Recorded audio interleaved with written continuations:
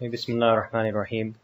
So yesterday we discussed the details of traveling, in particular the issues that apply to the day that you begin your journey, and then we continued by talking about what it means to be a traveler, praying on the way for the Hajj, and then we also discussed the miqat. Now remember that the miqat basically what they do is they divide the miqat is the name of a boundary that divides all of the earth into three regions. There's one region which is called the Haram, and that's the sacred region that is like sort of like the very center of that of where the Kaaba is located on that picture there. Right? So that's called the Haram. Outside of the Haram is a second region which is called the Hill. And that region is a little bit wider. And that's actually what the miqat, these boundaries that we discussed yesterday, that's what they define. And then finally, outside of the miqat, everything else is foreign land. So depending on where you're coming from, you will have to put on your ihram at a particular border. So basically, just to review, if you're going into the Haram for Hajj or Umrah, right? If you're going into the Haram, like that's going to be the Haram, right? If you're going into the Haram for Hajj or Umrah and you're coming from the outside, then you need to enter into a state of ihram before you cross over this border, which is called the miqat. Actually, the Prophet ﷺ in hadith defined several locations which are actually pointed out here, right? For example, Yalamlam is one example. Hulayfa is another example. So each of these cities are actually, or not cities, actually they're regions. Each of these regions was defined by the Prophet ﷺ, and then that's what causes this map to be drawn out. So this is actually from hadith. So what happens if a person's coming from the outside and they intend to go into this region, before they cross over this line, they need to put on their ihram so that they can enter into this region in a sanctified state. If they intend to go someplace other than the Haram, other than this region, for example, Medina, which is out here, it's permissible for them to cross this line, land in Jeddah, and then simply go straight to Medina without entering a state of ihram. Okay, so that's one group of people. The second group of people are the people who just happen to live in this area. You know, there are some people obviously that are going to be living in this area. So those people, they will put on their ihram in this area. They don't need to go outside of the miqat. They put their ihram in this area because they're outside of the Haram. Whether they want to do umrah or hajj, it doesn't matter. They'll put their ihram on in this area and then enter into the Haram when they want to make umrah or when they want to make hajj. Finally, there is a group of people that will be existing within this region, right? Whether they be, for example, the people who live in the Haram itself, or whether they be somebody who came into the Haram and then performed hajj, right? Performed umrah and then took off their ihram. People in this region, it depends on what they want to do. If the person is in this region and they want to perform hajj, they can just put ihram on and go for hajj. If a person is in this region and they want to perform umrah, they have to go outside of the border of the Haram, put on their ihram, and then cross back in. And the nearest location to Makkah Mukarramah is a masjid called Masjid Aisha. And Masjid Aisha is about 15 minutes away. So when would that occur? Let's say that you basically came from Chicago. You came from the outside and you were going for Umrah. Let's say you're going to go for Umrah next week. Okay? No, not next week, this week. So let's say you're going to go for Umrah this week. Now as you're crossing over, you're going to put on your ihram. You're going to land in Jeddah and then you're going to go into Makkah Mukarramah and perform your Umrah. After you perform your Umrah, you'll have your head shaved or your hair cut, and then subsequently, you're going to now be a normal person. You're no longer in ihram and you're just going to enjoy Mecca. Now let's just say that then you decide that you want to do another umrah. So you say, now I want to do a second umrah, let's say for my mother or my father or whatever it might be. But you're already in the Haram, right? So now what you're going to do is you're going to take a taxi and ask the taxi driver to take you to Masjid Aisha. When you go to Masjid Aisha, you'll be outside of the border of the Haram.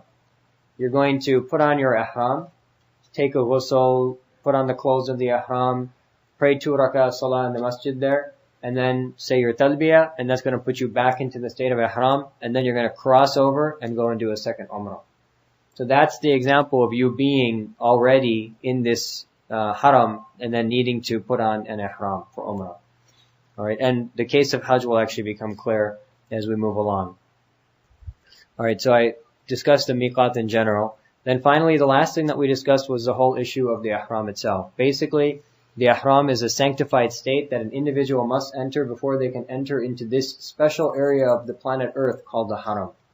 And the ihram, it constitutes a particular type of clothing, and it requires an intention. It's often prefaced by 2 rak'ah of nafil salah. And once an individual does all of that, they basically take a ghusl or make wudu, change their clothes, put on the clothing of the ihram for a male, and make sure that everything's covered properly for a female. And then subsequently they're going to offer 2 rak'ah, and after they offer 2 rak'ah, once they make the niyyah and they recite this talbiyah, which we talked about yesterday, once they recite the talbiyah, that locks you into a state of ihram. Now you have to go and perform Hajj or umrah in order to remove that state. The only other way to get out of that state would be to send a sacrificial animal into the sacred precinct, have it sacrificed there, and then that would also remove you from that state if, for example, something happened that once you got into ihram, you were not able to end up in Mecca. Alright, so these are the things that we covered yesterday. And now what I would like to do is to go into details concerning the ihram. Now yesterday I mentioned to you that the word ihram in the Arabic language means to make something haram. And basically, really that's the key thing about the ihram, and that's the challenge that exists when a person is in a state of ihram. If you want to think about the state of ihram, the best analogy that we have is the takbir tahrima. Now remember that when you stand up for salah, the first thing that you do to enter into salah is you say takbir at-tahrim. Now that takbir at-tahrima, what does it do? It's called tahrim. It's interesting because it also comes from haram, right? It makes everything haram on you. So now if you say Allahu Akbar and you bind your hands, what happens? Now talking is haram. If you talk, your salah breaks, right? Moving your chest away from the qibla is haram. If you do so, your salah breaks. Eating is haram. If you eat something, your salah breaks. So what happens is that when an individual does the takbir at-tahrima, they enter into a whole different state, and their rules of their existence change completely. Because why? Because basically they've entered into the court of Allah spiritually. When an individual stands up for salah and says Allahu Akbar, what they're really doing is they are leaving this world for a few minutes, and they're entering into a whole different realm, which is the realm of Allah subhanahu wa ta'ala. So in the same way, the individual who enters into a state of ihram is basically cutting themselves off from the world. And they're basically now entering into a whole new part of this dunya, which is the haram itself. You know, they're entering into a new state. They're entering into a new existence. They're entering into a new conceptualization of what actually the world is. So, the ihram is like takbir at-tahrima of salah. Now, there are several types of acts that become prohibited once an individual enters into a state of ihram. Okay, the first and the most important is that basically all type of romance between a husband and wife become prohibited. This includes verbal, physical, embracing, kissing, anything of that nature becomes absolutely impermissible. Alright? The individual becomes focused on Allah and Allah subhanahu wa ta'ala alone. And the only love that now exists in that person is going to be towards Allah subhanahu wa ta'ala.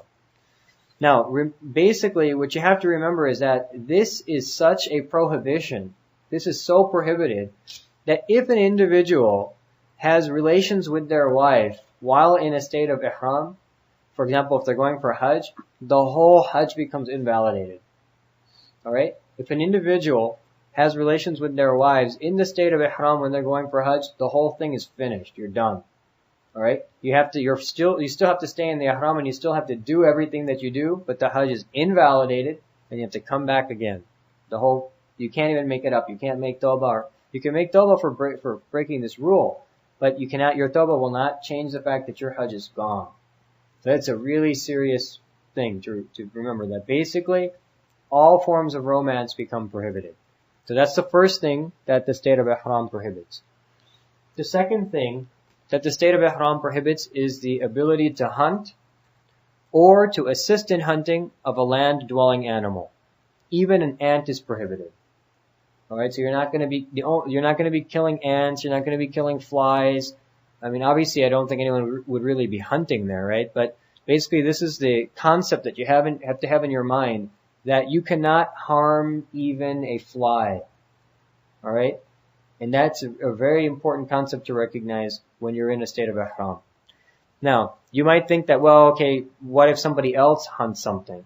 Can I eat that, right? So you can eat the food that's hunted by a non-muhrim, but you yourself cannot hunt. So it's permissible to eat meat that's been slaughtered, etc., but you yourself cannot hunt. So that's the second prohibition. Prohibition 1 is romance.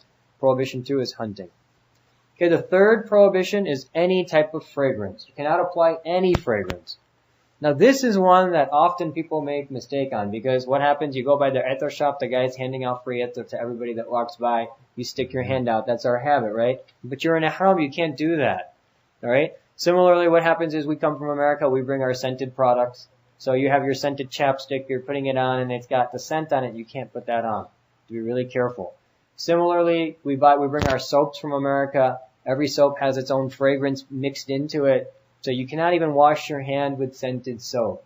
You gotta really think twice and be very careful about this particular ruling, because this is the one where the mistakes occur with. So you want to be very careful that you do not apply fragrance on any part of the body, on any part of the clothing of the ihram, etc., and in any manner. You have to watch out for scented foods and scented drink. Now there are some natural scents that arise from food. Doesn't mean you can't eat. What we're referring to is fragrance. Alright? So like chapstick, where it has that special, get the multiple fragrances in the chapstick. So those types of things you want to be really careful about. Whatever you take with you, take unscented. If you're going to take lotion, which is, everybody carries lotion with them, especially from America, you take unscented lotion. If you're going to take soap, take unscented soap. If you're going to take toothpaste, take like the most original flavor with no scent in it. Alright? So this is an important prohibition to be aware of. So the first prohibition was romance. The second one was hunting. And the third is application of any fragrance. The fourth prohibition is removing hair or nails from any part of the body. So you are not allowed to cut your hair. You are not allowed to pull out any hair. You are not allowed to trim your nails. You're not allowed to bite your nails. Now some people, they have the habit that when they get nervous, they start biting their nails. And obviously this is a nerve-wracking experience. You're waiting in line for 7 hours to do something that takes you 6 minutes. It's going to make you nervous. It's difficult, right? So remember that in no way, shape, or form can you pick off hairs. People sometimes when they get nervous, they start twisting their beard or they start twisting their hair, because it's just the way by which they relieve stress. Or they start biting their nails. That's all prohibited. All right. In general, biting nails is prohibited, by the way, and same with plucking out hairs, but in particular in this state. Now, if a hair falls off naturally, let's just say you go like this, because you see a hair in your hand. This happens, people, they freak out because they know that this is the ruling. If it naturally comes out, that's okay. But you are not going to start rubbing your hands through your hair. You're not going to comb your hair. You're not going to run your fingers through your beard. And when you make wudu, you're going to be particularly careful to just get the water in the areas where it needs to be without necessarily running your fingers through your beard. So this is an important prohibition as well. The next prohibition is stitched clothing. Stitched clothing in the shape of the body or sealed footwear for men. Now obviously women, their ihram is different. They're going to be wearing stitched clothing. They're going to wear their normal stitched clothing. They're going to wear their normal shoes. But the male cannot wear any stitched clothing in the shape of the body whatsoever. Nor can they wear any sealed footwear. So see this bone, this upper bone here? This bone has to be uncovered. Right here. The top portion of this foot bone. This bone needs to be uncovered. So you will be wearing sandals the whole way through this trip while you're in a state of ihram. No socks, okay, and no shoes. So be particularly careful about this. The central bone of the foot, that's the surface of the central bone of the foot here, has to remain uncovered. All right, now when you go through these prohibitions, there's some common questions. All right, sorry, there's a few more prohibitions. Let me just mention those. The next prohibition is covering the face or the head. So obviously a male is not going to have their head covered, and in no way are they allowed to cover their head. So nothing will come over the top of the head, and nothing will come over the face for both males and females. No fabric can be touching the face. Now, let's say that an individual sneezes and they cover their face with their hands, that's permissible. All right. All right. And the final prohibition is harming any Muslim. Now, I told you can't harm an ant, so obviously you're not going to go and harm a Muslim. I think that's pretty straightforward. But the reason why we mention it is because among the tensions of Hajj in particular is the fact that Muslims, you're going to be interacting with Muslims, and all the Muslims that you interact with are all trying to do the same thing at the same time in a very restricted place.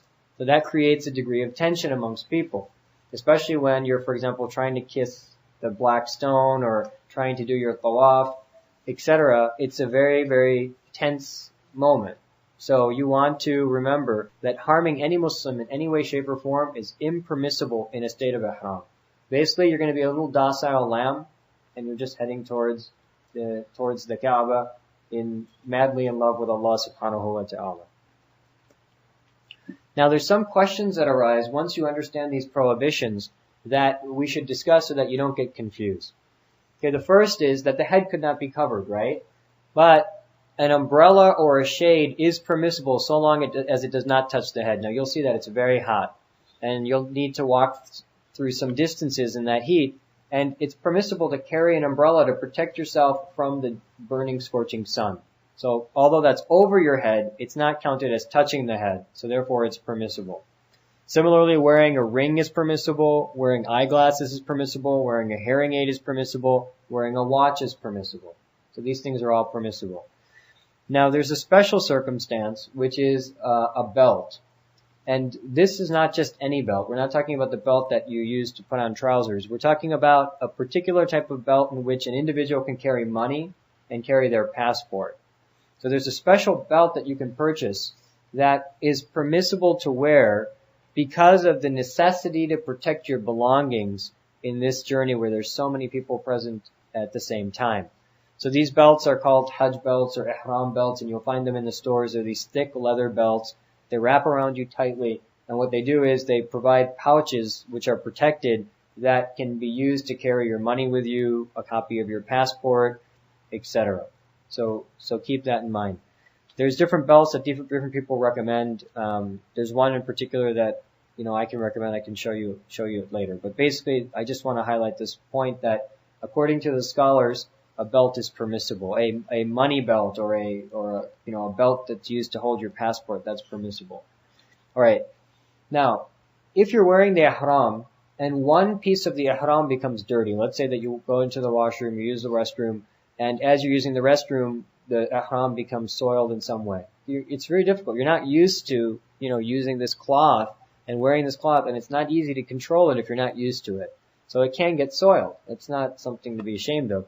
Now, then people start getting confused. They say, I'm an ihram, I can't take the ihram off, right? But remember, the ihram is a state. It's not the name of it's also the name of the clothing, but it's really a state. You can change the two pieces of cloth. You can keep changing those two pieces of cloth every day if you like. It's not practical because you're not going to be carrying and lugging around, 7 changes of ihram as you go on the trip. But here's what I recommend, and that is that what you do is you put on your 2 pieces and keep one backup piece. So that if the top part gets dirty, you can chuck it and you have a new one. And if the bottom part gets dirty, you can replace it and you'll have a new one. And if you're pretty comfortable with the ihram, let's say you've gone on umrah, you've gone on Hajj, you're pretty comfortable that you know how to handle the ihram, then just carry one between 2 or 3 friends. Between 3 of you, we'll say there's 3 of us, let's carry one extra piece so that if someone's gets soiled, we'll have a backup. Now, you can also always take off that ihram and wash it. So if it does get soiled, you can wash it 3 times, rinse it out, and put it back on. It'll be pure. So that goes into the whole fiqh of purification. I don't want to go there. But you can take those ihram pieces off and replace them with new ones if the need arises. All right. It's also permissible to wash the body. So you can go into the shower and take a ghusl, but you shouldn't do so to remove dirt. There will be particular points throughout the trip where a ghusl will actually be sunnah. There are a few places, and we'll mention them as we move along. But you don't do this to remove dirt. Basically, what you're doing the ghusl is either it's so hot you want to cool your body off, right? So you don't get sick, or it may be that you are trying to fulfill a sunnah at a particular junction of the trip, and we'll again talk about that later. And finally, if hair falls off naturally, as I mentioned earlier, that does not invalidate the ihram. and nor does it bring a penalty upon you. Alright, some other things that are permissible. Covering your body with a blanket or a sleeping bag is permissible. Now this confuses people because they say, well, wait a minute. They start looking at the sleeping bag. They say, is it stitched or not stitched? Remember, what did we mean by stitched or not stitched? We meant stitched in the shape of clothing, in the shape of a body part. And I mentioned that before, and I said I was going to explain why. That's why. So a blanket is permissible. A sleeping bag is permissible, even if it's stitched, because it's not stitched in the shape of an organ, right? It's not stitched in the shape of the arm, etc. But your head and your face must always remain uncovered. So you're not going to take the blanket and put it over your head. You're not going to put yourself in the sleeping bag and then zip it over your head.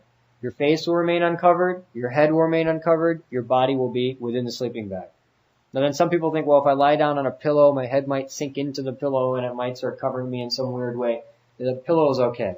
Alright? Using a miswak is okay. And if you have to carry a load on your head, like for example, if you have a heavy suitcase and you just can't pick it up anymore and you want to just put it on top of your head, or you have a child, right, with you, and you just can't carry that child anymore and you want them to sit on your head, and now they're going to put their hand on your head and you're trying to take their hand off because you don't want your head to be covered, right? That's okay. You can carry a load on your head. Alright. Now, well, obviously you entered into the Haram in a state outside of the miqat, right? And this whole discussion applied outside of the miqat. Now what you're going to do is you're going to arrive at Saudi Arabia. So this is the next step.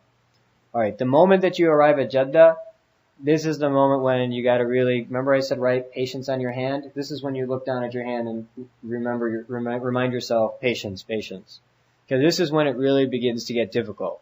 I'll tell you, the moment the plane lands, before the plane even touches the ground, people are ripping their seatbelts off and grabbing their bags and they're rushing towards the door because they want to get out, right? And they've heard all these horror stories about having to wait in line, and they want to just get in line and get done with it. But you're not going anywhere. All right, you have a long trip ahead of you, and you have several bus rides and several deserts to spend many hours in. So you might as well just forget about the whole concept of time. In fact, just get rid of your watch, because time just stands still. There is no concept of time there, right? Somebody can say, how long should it take to go from Mecca to Mina? 5 minutes. How long will it take? 5 hours. Okay, it may not be 5 hours. Maybe it'll be 50 minutes, but it's not going to be 5 minutes. So the whole concept of time goes out the window, and you just forget about it. Forget about time. Just you are basically there in a state of ihram, and you are there in the presence of your Lord, and you just now forget about anything else. It's just labbaik, Allahumma labbaik. Just relax, get off the plane gently, calmly, take your place in line, and whenever it's your turn to be checked in, you'll be checked in. Likely it'll take hours. That's okay. And it's scary because it's like from every door people are coming. You get off your plane and then you start thinking that, okay, like I'm here now. And then you see this huge group of Chinese Hajis come in. And then all of a sudden this huge group of Indonesian Hajis come in. Then this huge group of African Hajis come in. And you're just looking around you thinking like, where am I which line am I going to get in? Which is the fastest line? The Americans, they're looking for the 10 items or less line.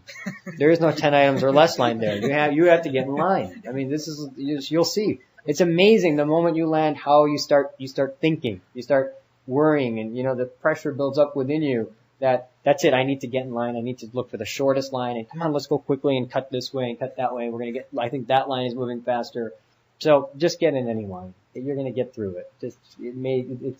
It's not worth getting flustered over. Just basically check your patience in at that door. Right. Now once you get through all of this, the checking procedure and the stamping of your passport and all that, you're gonna check into an office which is, basically the office of your muallim. Now the muallim is a little bit of a confusing issue, so I want to discuss this a bit. What happens is that, in Saudi Arabia, there are several offices. And these offices, each one is run by a person called a muallim. Muallim in the Arabic language means teacher.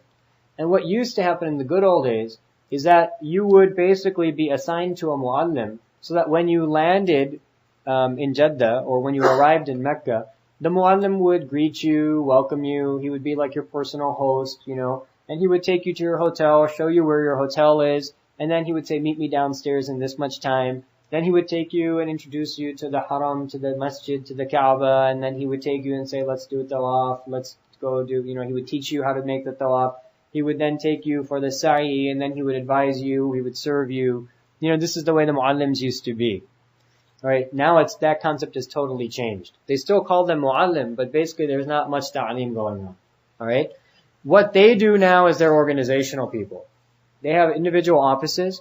They're assigned, maybe each office carries the load of, let's say, 1,000 hajis, maybe probably even more than that. And what these muallims do is that they are responsible for your particular, for your buses and for your tents in Mina and your tent in Arafah, etc.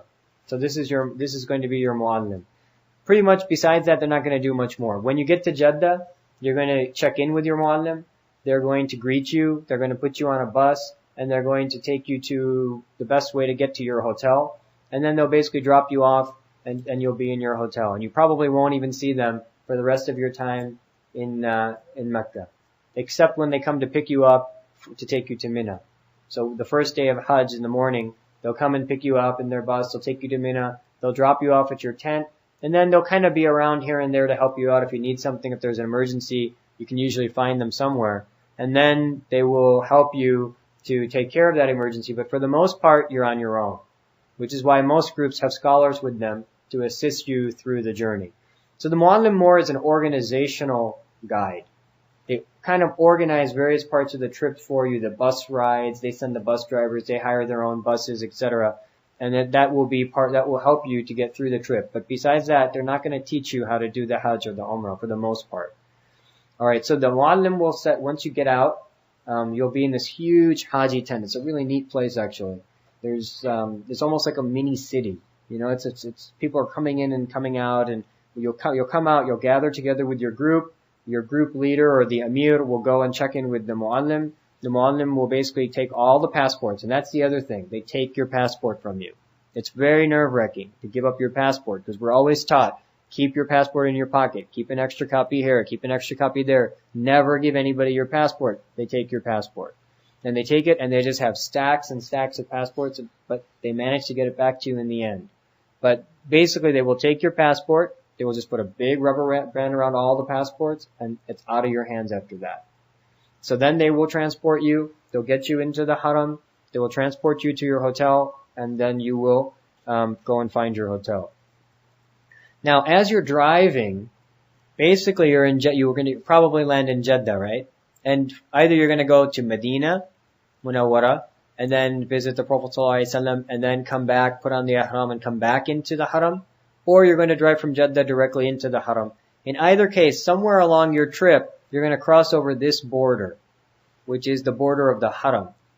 Now, that border is a very special border. That obviously is called the Haram, as I mentioned earlier, and it symbolizes a very special place on the planet, which is the court of Allah subhanahu wa ta'ala. That's the way you want to think about it. Now, once you enter into this area, it is unlawful for you to hunt, trap, or frighten any animal. It's unlawful for you to chop down a tree. It's unlawful for you to cut a blade of grass, etc. All these things become impermissible in the Haram. Whether you're in Ihram or you're not in Ihram makes no difference. You cannot do any of these things within the Haram.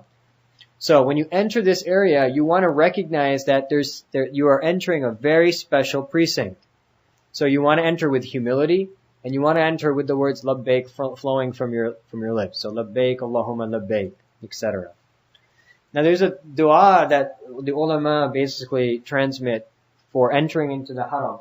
And that's this dua. And these du'as become burdensome sometimes to memorize if you don't have that much time before your trip. And I'm not going to necessarily say you need to memorize every single du'a, but it's important to read these du'as and read their translation. Because when you read these du'as and you read their translation, then what ends up happening is you get an idea of the feelings that should exist within you as you enter into the Haram, and some of the types of du'as that you should be making, even in your own language as you enter the Haram. So, the dua that you're supposed to make when you enter the Haram is Allahumma inna hadha haramak. Oh Allah, right? Verily, this is your Haram. I am entering basically into your Haram. Wa haramu rasulik. And the Haram of your messenger. Faharrim lahmi. So make haram my meat, wa dami, and my blood, wa almi, and my bones, wa bashari, and my skin, ala now. So as I am entering your sacred precinct, right, in which many things become haram, in the same way, oh Allah, make my meat and my blood and my bones and my skin all haram for the hellfire. Allahumma aminni min adabik. Oh Allah, protect me from your punishment. Yawma tub'athu ibadak. The day that your servants are raised. Waj'alni min awliyaik. And make me from among those who are your friends. Wa ahli ta'atik. And among those people who obey you. Wa tub alayya. And turn towards me with repentance. Innaka anta tawwabur rahim. Verily you are the oft-turning and the forgiving. So, the oft-turning and the merciful. So basically, this is a dua that should be used when you enter into the haram. Now again, it may not be easy to memorize it. If you can memorize it, that's great.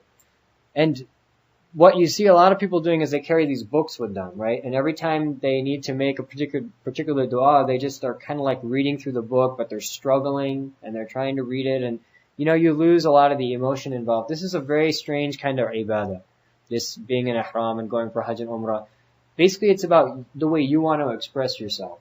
So you can, in the English language, you can make the same dua as you enter the haram. What you want to be cognizant of is that I'm entering into the haram. I'm entering into a very special place. And just as Allah has made harming any individual or anything in the haram impermissible, in the same way, Ya Allah, now I'm in your haram.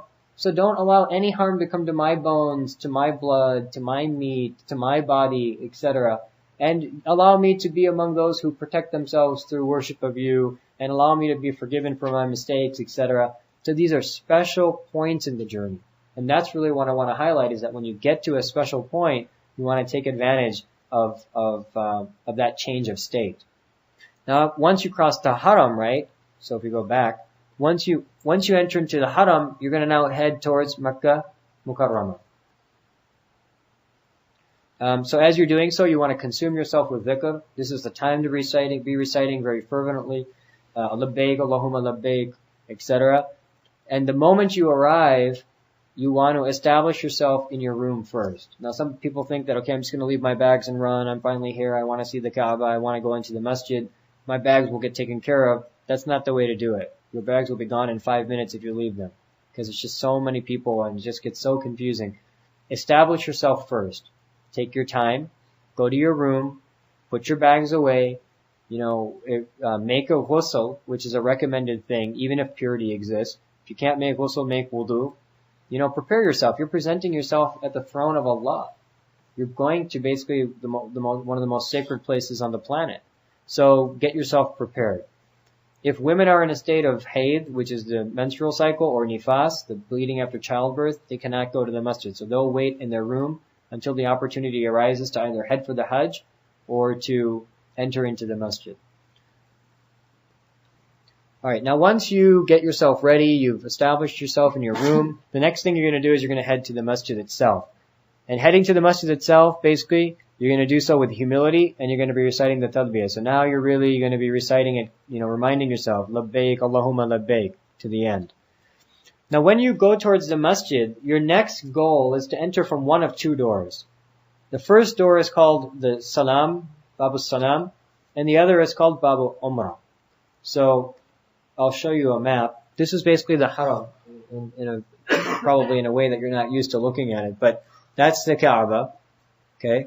This whole area is called the mataf. The mataf is the area that you spin around, circling the Kaaba. And this area here, this long extension, this is Safa and Marwa. So we'll talk about this when we talk about Sa'i. Anyway, the masjid is huge, alright? And there's all this marble out here that basically outlines the border of the masjid. And what you want to do is you want to locate one of two doors. The first door is called Babu Salam. Where is it? It's right here. See that gate there? Alright? And the other door is Bab Umrah. Here it is. Bab al-Umrah. Right here. So these are the two gates that you're going to try to enter from. Now I'll tell you that this As-Salam gate is really tough to get to, because the hotels are usually out here, or they're out here, and it's a really long walk to get down there. And despite the fact that you think that you have energy, it's not easy. It's very tiring. Number one. The other thing, number two, is that they often keep this door closed. This salam gate is often closed. So you'll like hike all the way down. Your hotel's out here, you'll take your whole group or maybe yourself. You make this huge hike and then all of a sudden you get there and the door is closed. So I wouldn't necessarily put too much emphasis on going in from this door. You might want to try for the umrah gate, which is a little bit easier. So the idea is to enter from one of these two gates if possible. If not, you can enter from any gate, but you're just trying to do this if it's possible.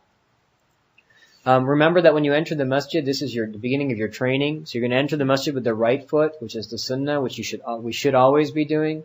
But in particular, in this masjid, which is, the greatest masjid on the planet. And then you're going to make dua, and niyyah for i'tikaf. You're going to make the standard dua for entering the masjid, right? Allahumma aftah li abwab rahmatik. And then you're going to make the niyyah for nafil i'tikaf. And we talked about this. Remember, there's three types of i'tikaf. There's the wajib i'tikaf, which is when you say, oh Allah, I swear that if you make me healthy again, I will do 2 days of i'tikaf. Or there's the sunnah i'tikaf, which is the 10 days in Ramadan. And then there's something called nafil i'tikaf. According to Imam Abu Hanifa, the nafil i'tikaf is 1 day. You need a full 24 hours. But according to Imam Muhammad, rahmatullah alayh, basically the nafil i'tikaf is even a moment. So you're going to take advantage of basically saying to Allah that for this period of time I'm entering into your masjid, I make the niyyah of sticking myself to the masjid, which is basically i'tikaf. Alright, you will not perform tahiyatul masjid. Now tahiyatul masjid is the name of the salah that you pray when you enter any masjid in order to greet the masjid. Here you don't do tahiyatul masjid. Instead, you're going to go and perform tawaf. And tawaf is the way. The tawaf of the umrah is the way by which you greet the masjid. So in this case, you're not going to perform tahiyatul masjid. So again, this was just to highlight. This image just highlights the two different doors. By the way, there's a very good map put out by Ar-Rashad. Ar-Rashad or Ar-Rashad? Ar-Rashad, right? That's the name of the book? Ar-Rashad. Huh? Ar-Rashad. Okay. Anyway, you can find it on the internet. But this image is an image from that map. And basically that map is a big map that shows many of the different locations in both. There's two maps. There's one for Makkah Mukarramah, one for Medina Munawwara. And they explain some of the rights of the area, the rights of the Hajj, the rights of the Umrah, and they present some images which are really helpful. So I would recommend that map. Alright, now, then the next thing when you enter into the masjid is you want to situate yourself in a place where you can easily see the Kaaba. But you want to be away from the crowd. So this takes a little bit of maneuvering. So you're going to get yourself into a place where you can easily sit in front of the Kaaba, but you can avoid any crowd. And so this is your first sight of the Kaaba. And then basically you're going to say Allahu Akbar 3 times. So you can say Allahu Akbar, La ilaha illallah, Allahu Akbar, La ilaha illallah, Allahu Akbar, La ilaha illallah. So that's 3 times. Then you're going to read salawat on the Prophet ﷺ. And then you're going to make dua. Now this is a very special place to make dua. Just like when you cross the miqat and you put on the ihram, you're going to make dua because you've now entered into a special state. Just like when you cross over the border of the Haram, you're going to make dua because you're entering into a special place. Now you're seeing the Kaaba for the first time, whether it be the first time in your life or the first time after some sort of hiatus. Basically, this is going to be a very special time to make dua. In fact, it's a highly accepted time to make dua. And there's big discussion amongst our scholars as to, well, since this is a time when dua is really accepted, when an individual first lays their eyes on the Kaaba, what types of dua should be made? So different scholars have written different things. The two big ones that I think are noteworthy, the two big things to make dua for that I've seen that in various writings that I think are noteworthy is number one, that you make dua, Ya Allah, enter me into Jannah without taking any account. That actually is the goal of life. If you can have that much, nothing else matters. If somehow someone can guarantee you that you can enter into Jannah without any account, what else is there in life? That's what life is. The definition of life is being able to get into Jannah, and the hope is you can get there without any account. There is no greater reward. So that's the first dua that you make. The The second dua that you make is that, oh Allah, accept all the other duas that I make throughout my life. Right? So that's the other big dua that you make, so that every time you make dua in the future, inshallah Allah subhanahu wa ta'ala will accept it. So you can stand there and you can say, Ya Allah, I'm visiting your home for the first time, and this is a place where du'as are accepted. So Ya Allah, I ask you only for two things. Your treasure is so vast, you could give me billions of things. I'm asking you just for two things. Number one, Ya Allah, enter me into your Jannah without taking any account, because only you have the power to do so. Right? And number two, I ask you that anytime I ask you in the future for anything, and that is good for me in my deen, and is good for me in my dunya, that you granted to me from your infinite treasure. See, this is all about love. You cannot sit there and read a book, like you're reading this dua just like a parrot. This journey is not like that. This journey is about love. You basically are sitting there and you are in the court of Allah. Your du'as are being accepted. You're in a whole different state. So that dua has to come from your heart. You'll see that like people stand in groups and one person says, Allahumma, and then everybody says, Allahumma. Then he says the next line and everybody repeats the next line. That's great. And inshallah it's going to be accepted. But really in your heart, you want to, in your own words, make your own supplication between you and Allah subhanahu wa ta'ala. That's where the heart of this matter lies. And then at the same time, you can read these du'as that you find in books, etc. Nobody's stopping you. But I think you really need to have a little bit of your own interaction here and develop a little bit of a relationship with this deed that you're performing. Alright, now once you see the Kaaba and you've made this dua, then the next thing is that you're going to go ahead and you're going to begin your umrah. So the next lecture this evening will be performing the umrah, inshallah.